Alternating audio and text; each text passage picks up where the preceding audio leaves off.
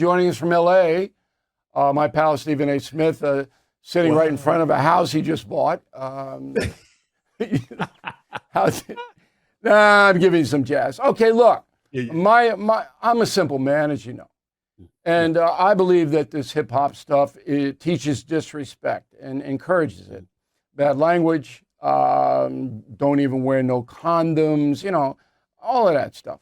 And kids as young as what, 10, 11, 12, listen to this. Instead of me listening to Four Tops and the Temptations and Smokey Robinson and all these people, they're listening to this. And I think that the level of disrespect among younger people has risen because of this kind of stuff. Am I wrong? I'm in no position to say definitively, Bill, that you're wrong. Where I was pushing back on you is when you talked about hip hop as if hip hop are the originators of all of this. When we talk about disrespect, when we talk about some of the lyrics that are spewed, and I'm like, have you listened to rock music? Have you listened to heavy metal music? Have you listened to some of the stuff spanning decades? Have you seen people worshiping the devil, engaging in Satanism, preaching about violence and whatever? I mean, we've seen all of this in the past, and that had nothing to do with hip hop. So when you came out on Cuomo's show and you talked about hip hop, it's one thing to say that you don't like it, but it was almost as if you isolated your opinion to that, as opposed to really embracing what really has been happening with the music industry, with Hollywood, and some of the things that they've been perpetuating and disseminating for decades, long even before hip hop came along. That was my issue. But I don't do the biggest issue. I don't do the justify bad behavior by pointing to other bad behavior. And you're absolutely right. I mean, a lot of this rock stuff is garbage. But this hip hop industry is directed at not just African American children, but children, many of whom are marginalized. They don't have people in the house, father in the house. Look, I wouldn't let my kids listen to Megan Thee Stallion and Florilla or whatever his name is. That could not come into my house. Am I wrong? No, you're not wrong. You're not wrong. You're wrong if you're saying them. I would say to you, there's certain songs I'm not going to allow you to listen to. Like, for example, the artists that I grew up listening to, whether it was Run DMC, it was KRS-One, it was Eric B. and Rakim, Public Enemy, et cetera, et cetera. It's in this day and age, whether it's Eminem, it's Jay-Z, it's Nas, who's been around forever, along with a plethora of others. There's some songs I wouldn't allow my kids to listen to. There are other songs I don't mind. It all depends on a particular song and the particular lyrics that are being spewed, as opposed to me denigrating an artist because of a particular song. That's what I'm saying to you. Okay, but remember, the unbelievable amount of African American children who are living without a father. It is a problem that this country has never seen at this level. You give those kids role models who are using the F word every 2 seconds, who've got tattoos all over them, who can't speak proper English, and you're saying that this is what is going to be imitated. Look, Willie Mays was my idol growing up, all right? There couldn't have been a better idol for me than Willie Mays. Just couldn't have been, all right? And he drove me to play baseball for 15 consecutive years. And then I went over to the turn on WABC AM radio to listen to all of these black artists whose music was uplifting. That helped me. It didn't hurt me. Now, the role models, many of them, are hurting these kids. You got to admit that. I'm not denying. I have no problem admitting that. I have no problem acknowledging that parents, and it extends beyond the black community, white, Hispanic. Oh yeah, Asian, absolutely. It doesn't matter. I mean, everybody's complaining about it. You're absolutely right. I'm not here to say that you're wrong. I just want you to contextualize things properly. So we're talking about this subject right now, Bill, and you can look at it that way, and you have every right to. I'm not going to knock you for that. But allow me to retort. Let's go into your wheelhouse for a second. Right now, we're looking at an unemployment rate in the United States of America that's hovering around 4 to 4.1%. In the black community, it's at 16%. Amongst young black males, particularly between the ages of 16 and 19, for example, I think I read the number at being at about 19.8%.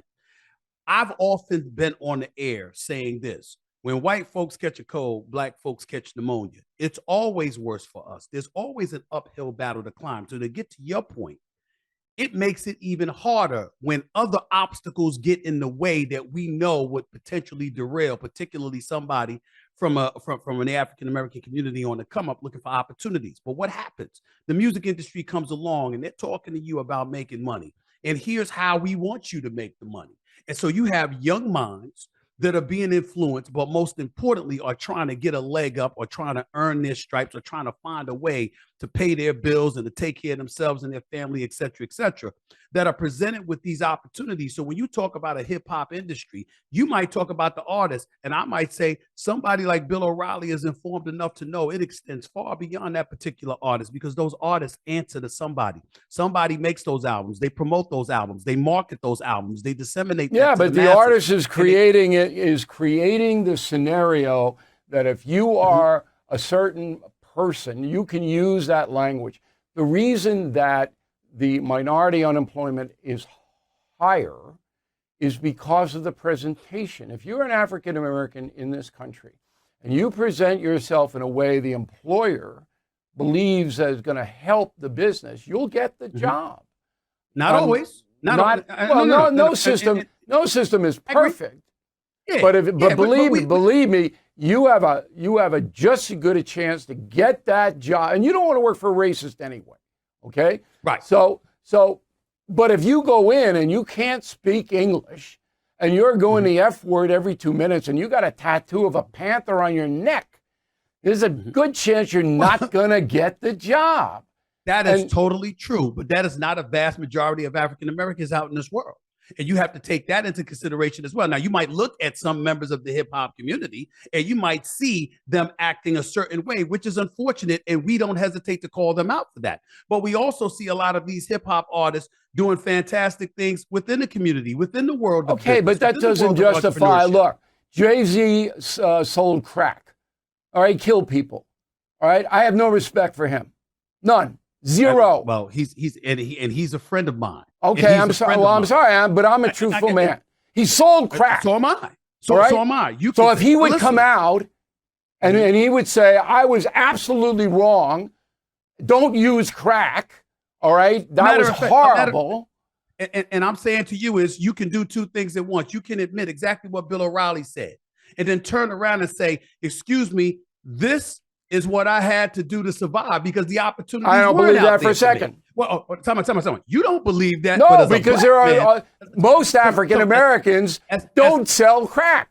I understand that, but you're using a specific incident. I'm going to a macro perspective. There are an abundance of situations involving males in the African American community where trying times present themselves and challenges present themselves. I was fortunate and blessed enough to have a mother and a father in the home, Bill. Even though my father wasn't doing. And that's why I feel terrible about the unsupervised children, not just African Americans, but all of them, who get involved with this hip hop, which is going to hurt them. Last question: wouldn't it be better? Not as simple as that, but okay.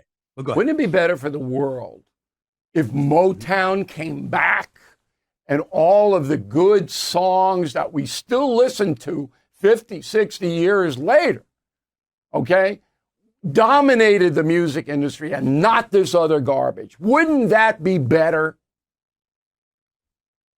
I think a lot of it exists now. You've got a lot of beautiful artists out here. Have you ever listened to Joe? Have you ever listened to Akon? Have you ever listened to an abundance of other guys out there with some great music, some great albums out there, and whatever? Everybody can't be Prince, Michael Jackson, the Temptations, the Four Tops. You forgot to mention the Osley Brothers. Let's not forget about them. Teddy Pendergrass, Luther Vandross. You had a whole bunch of artists that were absolutely fabulous. I gotta stop you there. On Cuomo tonight, if we have time, you asked me about going to the Isley Brothers concert. Okay? I was the only white guy in there. The only white guy. I remember you told me. Okay? I remember you told me that. And I remember. And the crowd. But see, here's your problem. Here's your problem. You think you're loved because you know, Bill O'Reilly is right and he tells the truth. That's not why you're respected and why you can walk anywhere, even when people disagree with you. Do you know what the real reason is, Bill? Tell me. Even if we think you're wrong, We know you mean what you say. You believe it. You feel it. We could go on and on about this particular conversation. I could have corrected you on a few things, but I know that your foundation, the foundation of your belief, has some merit, and you're bold enough and brave enough to say it. And Well, to I say appreciate it the respectfully rather than compliment. hiding behind some curtain. So that's And where it comes from. But it ain't because we think you're right all the time. Because No, we no, and I don't want you to. time. I don't want you to think I'm right. I just try to make Okay. an overwhelming case, and that's what the Three Americans is all about. That's why it's sweeping the country. You got three separate guys who all have belief systems who throw it on out Right. there, and then people can say, "All right, that's it." Hey, Stephen You're A. We'll missing one see you. ingredient, though. I think it's though. You could be nicer. You could be nicer to Chris Cuomo. That's the only thing we missed. You could be nicer to Chris Cuomo. you know, You could be nice. he doesn't deserve it. Okay, I mean, I tell you, he just doesn't deserve it. All right, I'll see you soon. Thanks for helping us out. All We right, man. appreciate it. Thank you for watching. Make sure you subscribe to my YouTube channel and follow me on X. Look for @Bill O'Reilly.